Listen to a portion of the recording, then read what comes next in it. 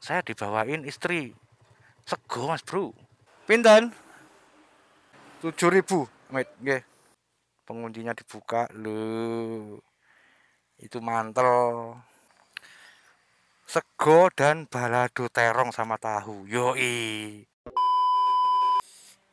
Setelah beberapa kali perjalanan antar kota, antar provinsi bawa barang ya, saya baru sadar kira-kira bawa barang seperti ini melanggar aturan atau tidak. Kira-kira kalau ada razia bawa barang seperti ini ditilang atau tidak.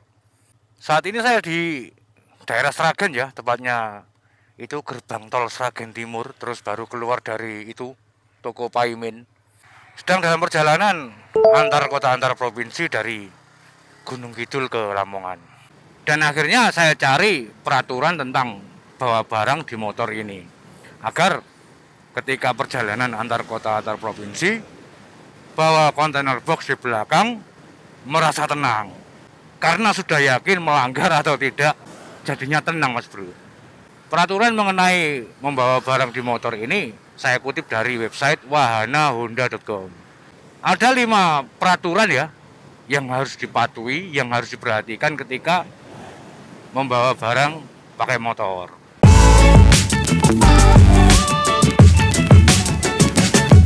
Yoi mas bro. Assalamualaikum warahmatullahi wabarakatuh.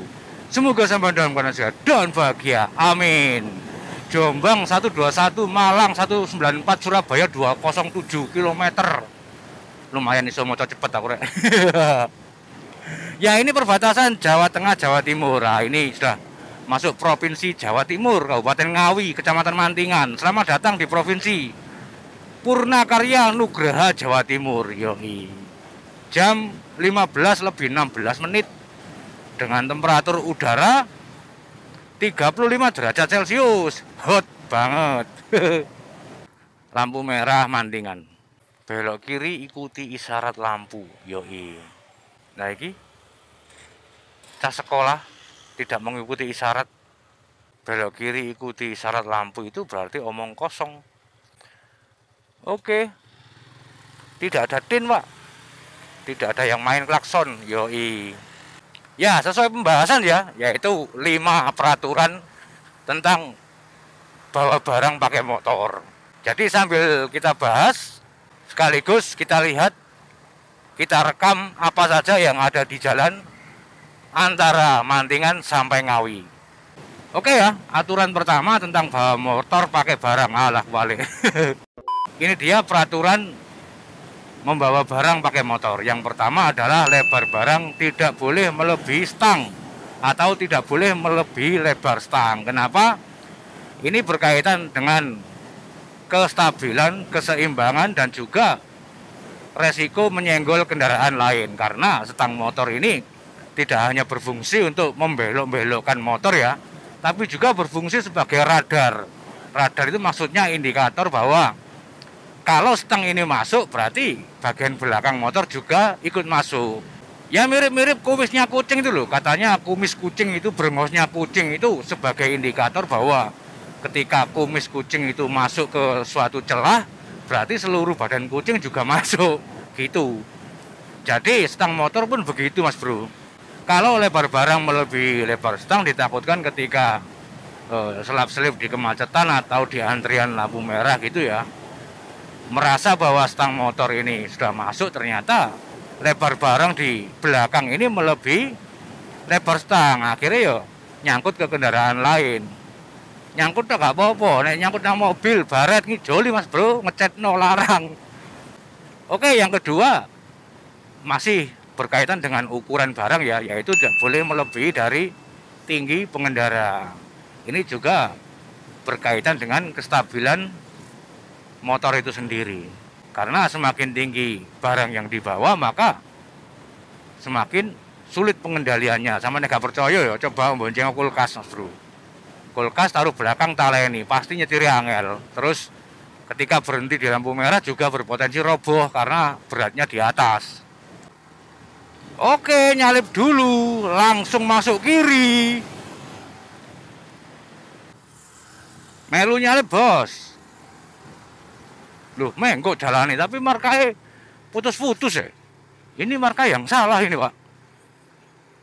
Gak ketok ngarep tapi markae putus-putus. Yang artinya boleh mendahului padahal gak ketok ngarep. Oke. Nyalip. Masuk kiri. Saya tak beli air minum dulu ya, karena saya mau makan dulu Mas Bro. Tapi saya nggak bawa air minum, maka saya beli air minum dulu, terus cari tempat untuk makan Mas Bro. Saya dibawain istri sego Mas Bro, karena istri saya itu cinta banget sama saya. Ini saja, le mineral, kopi. Pinten?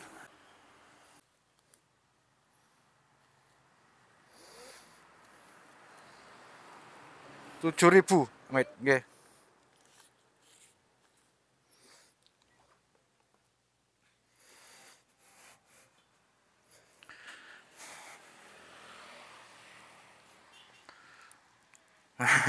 Cek ngono sik.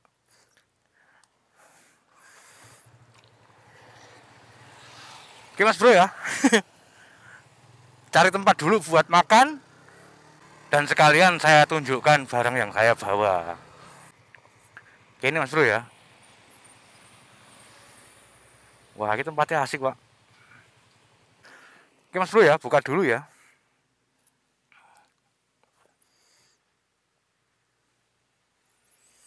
Dibuka dulu bekalnya. Ini lap, untuk lap helm kalau kotor-kotor helmnya.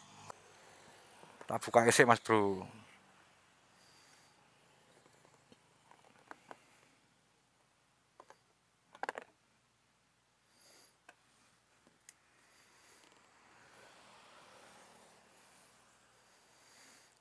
Bukanya simple. Tuh, talinya seperti ini. Penguncinya dibuka, loh. Itu mantel. Ini nasinya. Apa saja ini? Sekalian dibuka ya.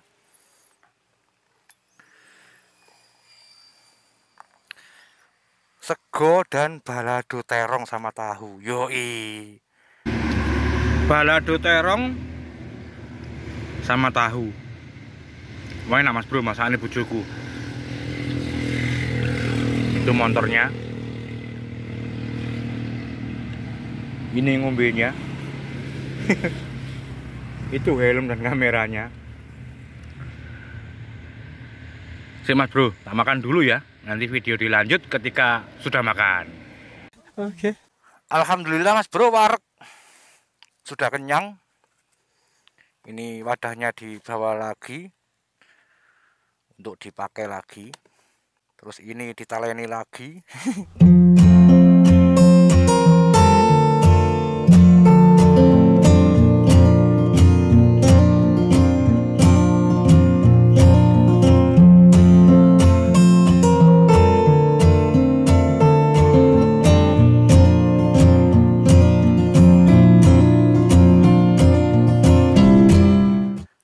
Perjalanan lanjut lagi Mas Bro. Jam 16.08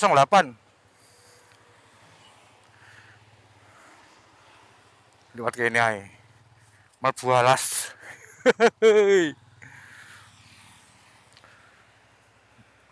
Sabar sik. Ini hutan jati ya, tapi musim kemarau Mas Bro, jadinya ya meranggas tanpa godong. Nanti ketika musim hujan ya hijau meneh. Oke lanjut. Tadi pembahasan sampai di nomor 2, yaitu tidak boleh melebihi lebar stang dan tidak boleh melebihi tinggi badan pengendara.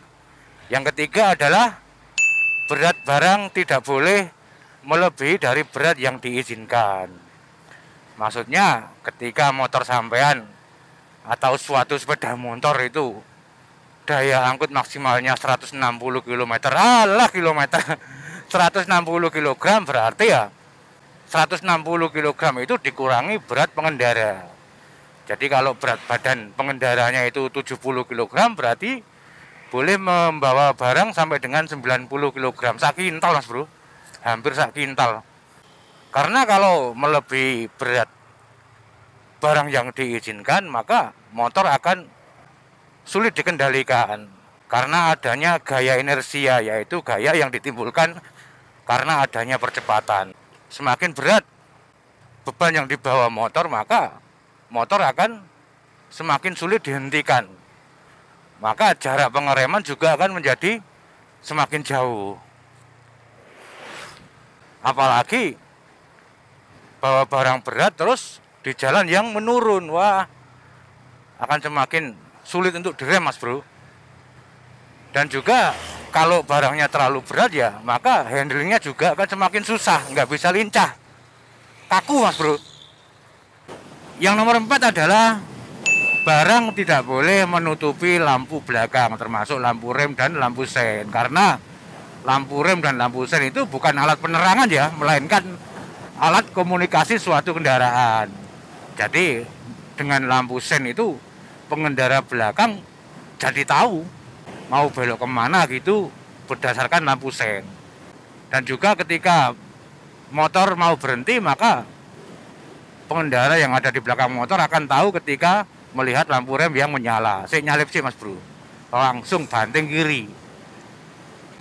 Tapi ketika lampu belakang tertutup oleh barang, terhalang oleh barang, maka pengendara di belakang yang nggak akan tahu ketika kita melakukan pengereman atau mau manuver belok kiri, belok kanan, ya karo. Nah, ini membahayakan diri sendiri dan orang lain juga. Di sini yang menutup lampu belakang biasanya nggak hanya barang ya.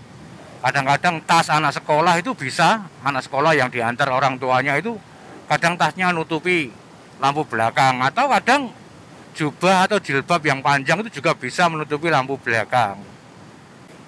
Dan setelah dipastikan poin 1 sampai 4 telah terpenuhi semua ya, lebar barang tidak melebihi lebar stang, tinggi barang tidak melebihi tinggi pengendara, terus berat barang juga tidak melebihi kapasitas yang diizinkan, dan juga tidak menutupi lampu rem, lampu sen belakang, maka poin kelima adalah barang harus diikat dengan kuat. Karena membawa barang dan membawa penumpang itu beda, Mas Bro ya.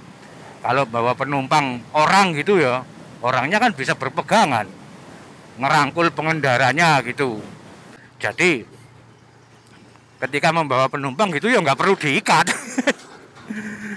Ya mungkin perlu diikat ketika membawa anak-anak gitu ya, takutnya ngantuk, diikat pakai jari biasanya. Tapi kalau membawa penumpang dewasa saya kira nggak perlu diikat. Beda dengan barang ya, kalau nggak diikat ya pasti akan jatuh. Karena barang nggak bisa berpegangan, Mas Bro, nggak bisa cekelan sampean. Jadi ketika miring gitu ya barangnya miring terus, nggak mungkin akan membetulkan dirinya sendiri. Maka barang harus diikat dengan kuat. Seperti barang yang saya bawa tadi ini, sama lihat sendiri ya, ketika ngikat tadi menggunakan 4 tali dan 6 titik. Nyalip dulu.